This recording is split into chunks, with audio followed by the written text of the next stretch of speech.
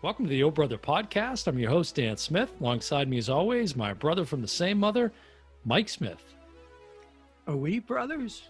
I can't make you out. I can't quite tell. It's been so long. We are back. Yeah, it does seem long. December 10th, we've been off for a week and a half, maybe 2 weeks approximately. So it's good to be back. Man, it seems like Seems like a lot longer. Yeah. So before we get into this week's episode, if you're not currently following us, make sure that you go to our website. Our official website is ohbpodcast.com. That's OHB as in brother, podcast.com. And you'll find all things Oh Brother on our website, all links to social media, the blog that we put out almost weekly. I'm starting to have trouble catching up now to the the blogs you're pushing out. I know. It's good. I have some in reserve and I can just push them out. Yeah, exactly. And so, yeah, we don't adjust your radio dials, folks. This is not a repeat episode. It's going to seem like it. It's going to seem like it. But so we're talking about, today we're going to talk about the Godfather Coda, the death of Michael Corleone, which just came out a couple days ago. And Mike and I are holding up the Blu-ray digital copy that we just got in the mail a couple days ago. And so we little, quick backstory for those that may not be familiar. We did an episode on the Godfather Part III and why you should love that movie back in, I think it was August. It was about 4 or 5 months ago, something like that. Yeah, one of our first episodes. Yeah, it was pretty early on. And, we hope that we persuaded some non-believers with that episode. We like to think it's one of our better episodes. And this movie, regardless of whether we're talking about the original cut or this new edit by Francis Ford Coppola, it's I was thinking a lot about the theme of redemption. It's redemption for the character. With the edit, this is an opportunity for redemption for Sofia Coppola's character throughout the film. For some of the mistakes. We don't think it's a perfect movie by any means. We were critical of it. Absolutely. Yes. We pointed those things out specifically in that episode. And just for the movie itself, because over the years, it's not had the greatest reputation. I would say, because we're not going to waste any time, we'll get right into this is an offer that Francis Ford Coppola absolutely should have refused. My take is I'm going to get into my car. I'm going to drive to Warner Brothers. I'm going to open my windows and wait for all the money they're chucking out the window to land in my lap. What did they do, Dan? What did they do? I could not. I was so bummed out. Now we need to make sure that we do a decent job of not contradicting everything that we said in the original episode. Right. But this is a different cut of the movie. And so for us, for Mike and I, this was an opportunity. If you go back and listen to that first episode, we were, as we said, critical of it. There were some things that certainly could have been addressed in a recut. It wasn't like you needed to do reshoots it was about taking things out, quite frankly, that didn't need to be in there at all. And he took out stuff that should have stayed in there.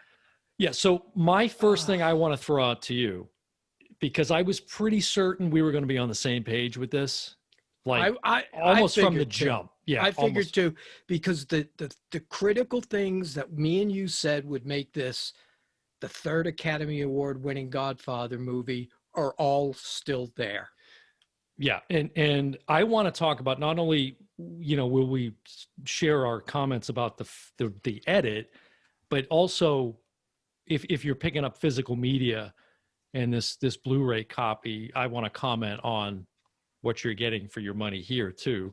But right from the beginning, I put it on and it opens, for those that have not seen it yet, it opens with an introduction by Francis Ford Coppola. I'm all smiles. I'm Me like, too. all right, there we go. This is great. Something Yep. different. He's laying Yep. out, like, you know, the reasoning behind the edit. We're never going to get Godfather 4. This is the closest thing. Right. And, you know, the whole thing was Coda was the original concept and title for the movie anyway. And so he goes on to talk about in this really brief, it's like a minute and a half, about how, you know, Coda meaning a summing up of things, which in his mind, this story was. And so I was excited, and that's where it ended. That's where it ended for me. That's where it ended too. And I predicted the open, did I not? Yes, you I did. predicted exactly how he was going to open the movie. So when it opened, I was like, okay, I get it. Now let's see where we go from here. And it just from the beginning, it just. If you go back and watch the original cut, you know, that opening now, I view it as so much better and stronger than I already thought it was. Right. But next to this, I just did not get it. In the other opening, I don't know what he's talking about as far as, well, I changed the opening to make it. The opening of the original 3 was the closing of 2.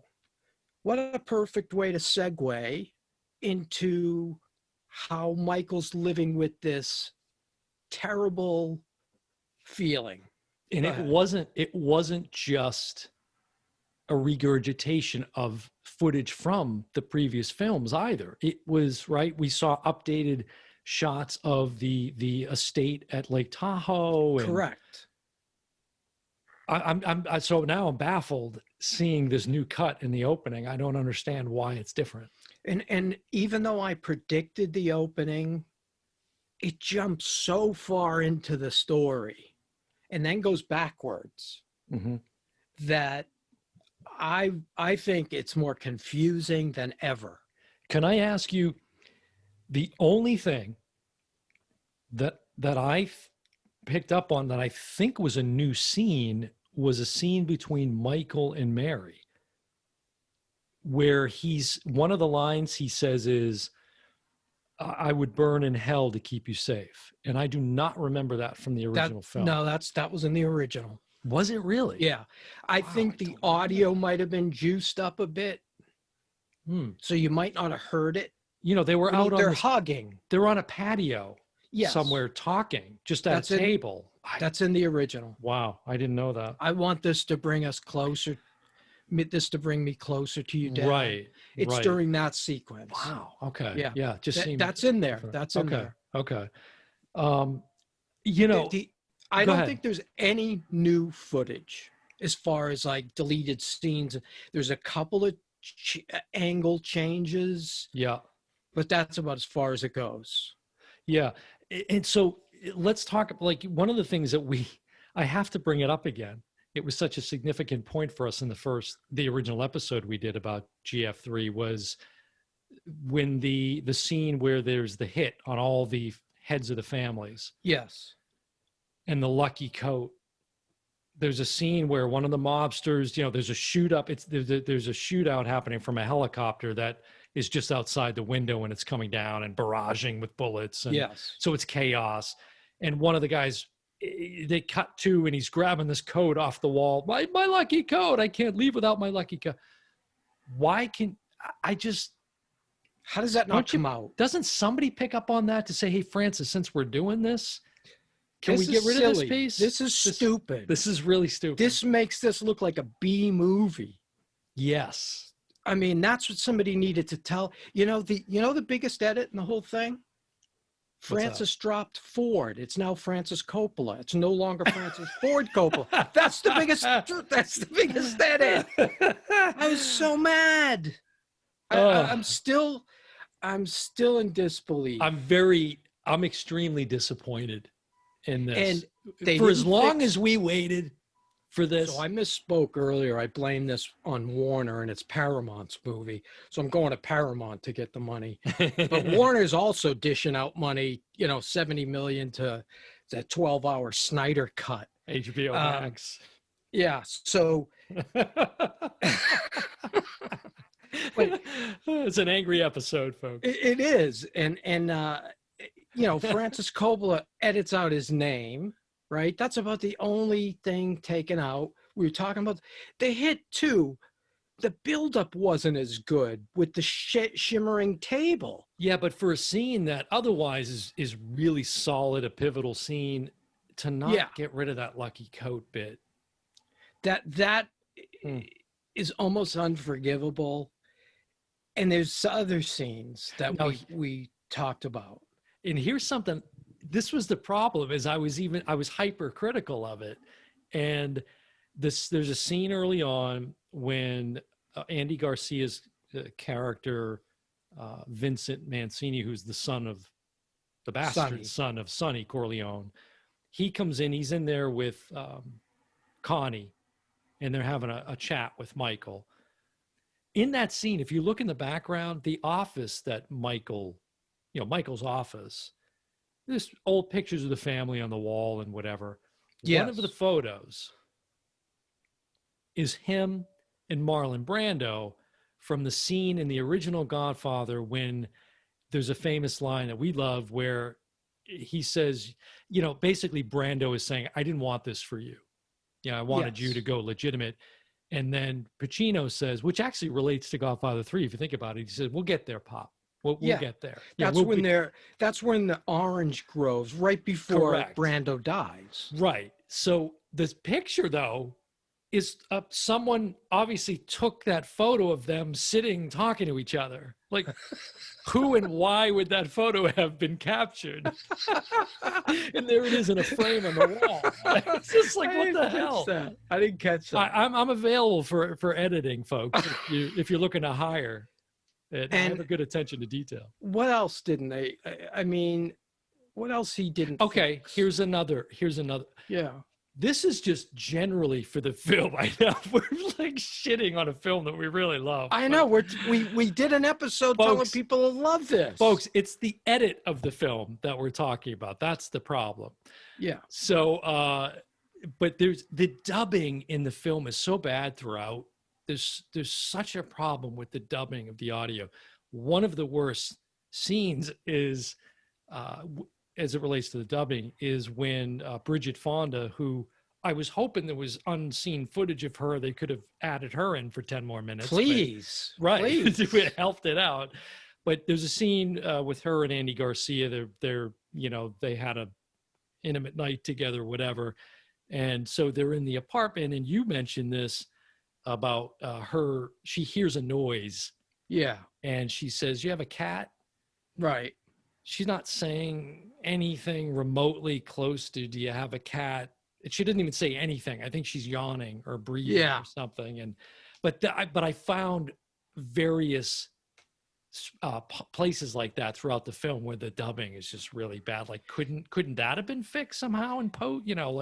They did juice the audio in different spots, which was good. By them juicing the audio in a few spots, you heard some things that even the scene you were just talking about with Bridget Fonda, you heard a little jingle of sounded like a cat caller or something. Yeah, exactly. Like they added that. I can tell they added that. But what they took out, I mean, from the scene where Michael, and you have to know the movie if you're even going to understand what we're talking about, but when Michael's confessing to Don Tomasino, why were you so loved and I so feared? That's gone. Did you realize that's all out? Well, he's in there, but he's in with the body. Right, the conversation's not in it. And all he says is, goodbye, my old friend. Right. And then I did pick up on that. And then it was, give me the order from Vincent. And that whole scene was reshuffled to where, Vincent turns to Connie and says, it's done. that's gone. Right. He has a little bit of a longer conversation. And again, in the trailer, they showed scenes that obviously exist because they showed them again in the Coda trailer where he says, "Give up my daughter." Mm-hmm. He says that to him, twice. And there's a time, it's in the trailer, where they're walking outside and he says, "The price you pay is giving up my daughter," where that's not there.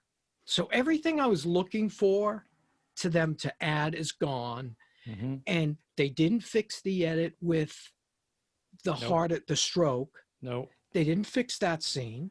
Correct. Where he has the stroke. Right. And I thought he went down and he was going down and I got my wind back, and I thought they were going to change the cut. Nope. Yeah, we talked about how we both agreed that was intentional, that jump cut, but it didn't work. It doesn't work. It doesn't work. And I hate to do this, but we're kind of going there. Is these are things I know that couldn't have been fixed with an edit of the film, but again, having a more critical eye on it this time around, there's a scene towards the end as you're building to the typical Godfather climax where like all of these characters are about to get whacked. And one of them is Don Altabello, who is at the opera with Michael and everybody else. His death? Right.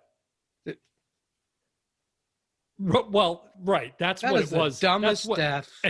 But here's the thing I was going to mention about it is Connie gives him, it's his birthday. She gives him a cannoli for his birthday. It's poisoned, obviously, we learn. He's eating that cannoli for about 14 hours, I think, before that's a long opera. The whole opera. But you're right. The death itself was pretty goofy. And another thing, too, as I watch this, I think, why didn't they just cast Andy Garcia as Anthony and do what you said, which is continue the franchise they could have done if they had gone that route, right? People would have liked that movie. We've talked about that, but I'm like, he's a spitting image for the kid who played him as a boy, Yeah, people would have liked that movie. Yeah. Here's the thing that I kept saying, and I was screaming at the TV saying, "Francis, people hate your movie. They hate this movie. We tried to convince them to like it. Here you are.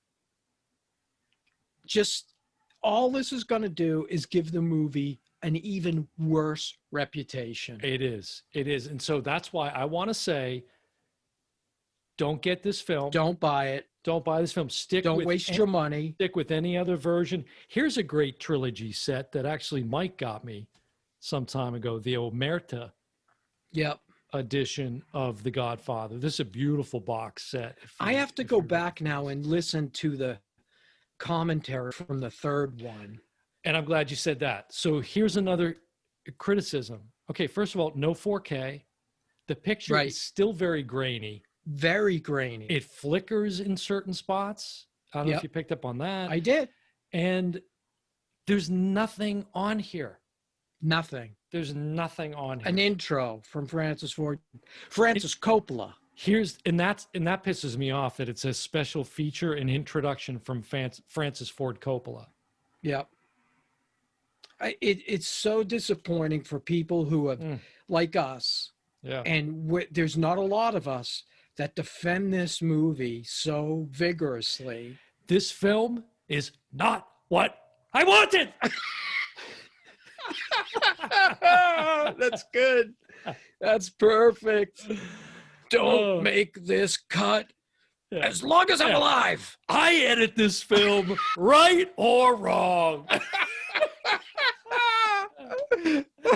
That's good. Jesus. That's good. It really, it was so, it hurts me to say these things about it. Francis, maybe they should fear you. Right. Exactly. He should have had his sister edit it or something. I don't so get disappointed, it. man. I'm so disappointed. I'm so disappointed. And that's really it in a nutshell. how many years have we defended this to everybody we can talk to? We sort of get them on our side, and this might cause people to give it another look. They might Right. say, "Oh, maybe they're going to add, Tom Hagen back into it." But it bears stating though that the things that we said make it a great film in its version that we've come to love Are still there. great. And right, I don't care what you say, that final scene with Pacino outside the opera house with that silent scream, Yes. I get chills every time I Now, watch see, it. did you notice that was re-edited? I didn't know. Where Mary goes down, Right. the whole time she was in his arms, and now you've got Kay comes up Okay. and grabs her and is hugging her. And we don't usually do this. I would like to take, since you mentioned it, and give her Diane Keaton in that scene is phenomenal too. They all do a good job. They do. Even Garcia, the way he yells out, "No, no," it's just so powerful, so powerful. But here's where the major changes take place. Obviously, I already talked about the intro, Right? which that was stupid. Mm-hmm. And they skip ahead to where Michael's actually at the Vatican. And then they go back to the party. Right. Which I don't, even though I predicted that was I told you. But you recognize the flow of the original is perfect. Yeah, right. Perfect. They cut down a little bit of the letter, which doesn't make sense. He's in the beginning, right. Dear Mary and Anthony. That's right. Out. It's just, the greatest treasure in life is children. That's how it comes into it. We don't see him getting the pin. So the church scene's cut down a little bit. Then the movie stays pretty much on par with Part 3, the same Part 3. We get to the Don Tomasino part. That's where a majority of the changes are made from that point to the end. Some things were fixed. It wasn't as a mirror of the 5 families getting killed. It wasn't an exact, it was a little different and it was a little tighter. Was it me, or was the voiceover at some point there near the end of Andy Garcia kind of calling that out? That seemed different, or the audio seemed a little too prominent where he's, his narration of it. No, that was the same. See, I just hadn't seen, and I have to say, I didn't watch the other version beforehand. Or I haven't either, and I'm gonna watch it probably this weekend. I did go back and watch the opening because I needed to just see that again. But you were probably disappointed, thinking, "Hey, this." I remember we saw this, and we're doing it here right amongst Christmas, and you said this, which made perfect sense. Thank you. To us, this is a Christmas movie because we saw this movie on Christmas Day. That's right. I think it's the only time I've ever gone to the movies on Christmas Day because it is packed. Yeah, and I'm glad you said that because I meant to. Cause people might be wondering, well, what has this got to do with your holiday fest that you're doing this month? And so we saw this on Christmas Day, and when the movie started, and it was the scene with Fredo out in the boat, we both turned to each other and smiled like, "This is gonna be good. This is gonna be good. This is gonna be good." And this time we would have looked at each other like, "Huh? Yeah. Why did he do that?" It unfortunately for me drew too much attention to not only the problems with the edit, but things from the original that I saw even more critically this time. I thought, like I said, little details of the odd photograph in the background or whatever. Right. It might seem to make no sense, but to me, that means something a lot of times. That set direction, that's all intentional. That's not by accident. And exactly. And they take enormous amounts of time to put those props You Yeah. know, it's like when he's talking to Kay in Sicily, and he says how I thought of you many nights in this, and there's a picture right behind Kay of him with the other chick that he married. Apollonia. Yeah, while Yeah. he was supposedly still with Kay, sort of. Yeah. Do yourself a favor. Skip it. And listen, you got to take our word for it on this, because we are. I'm going to argue we're like the two biggest Godfather 3 fans. Yeah. Let this one go. Pass this one up. Stick with any other version you have or that is out there. Paramount made us an offer that we absolutely can refuse. And I do refuse it And vehemently. And again, it hurts to say that. So it does. It does. It's really disappointing. I thought we'd be sitting here talking about the way he got rid of this and got rid of that. And instead, he takes out things that worked mm-hmm. and he puts stuff in or reshot, different sequences. They just didn't work. This one's going to take some time to get over, folks. Yeah. So there you have it. Again, just a reminder, if you are not following us, to go out to our website, ohbpodcast.com. OHB as in brother, podcast.com. Find things, all things Oh Brother there, including our YouTube videos. If you're not following us and subscribe to our channel yet, please go do that. We've got a really good, It's coming. popular, It's coming. the thumbs It's up. coming. Mike's It's saying coming. hit It's that coming. thumbs up button. Make sure you like our videos.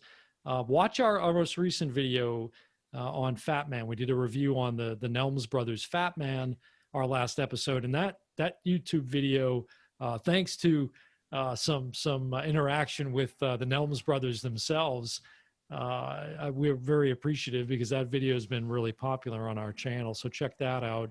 We have a surprise coming up. Yeah, I also wanted to mention the blogs, of course, but you had done a blog recently about, well, we've done several with the theme of the state of going to the movies. And then the most recent one was, how do we get back to going to the movies? What do we got to do to get back to, to that? And I wanted to share with you that if you're not following or listening to Michael Moore's podcast, Rumble, check that out. It's a really good podcast. And his last, well, not his last now, but one of his most recent episodes was called Cinema Saves the World. And it was literally about the streaming moving in and the Disney Plus gouging kind of thing that we're seeing happening now. Yeah. And so I reached out to him. I sent him an email, and I reached out to him on social media just to say, it's almost like you read our blog, because he said all the things that we were saying. So you need to check. I'll send you a link to that episode. It was pretty interesting. Yeah. But yeah, we have some news, but let's push that out on social media. We'll put that on our website and announce that. But you want to stay tuned. Stay tuned for the next episode. Very, very, very exciting episode coming up.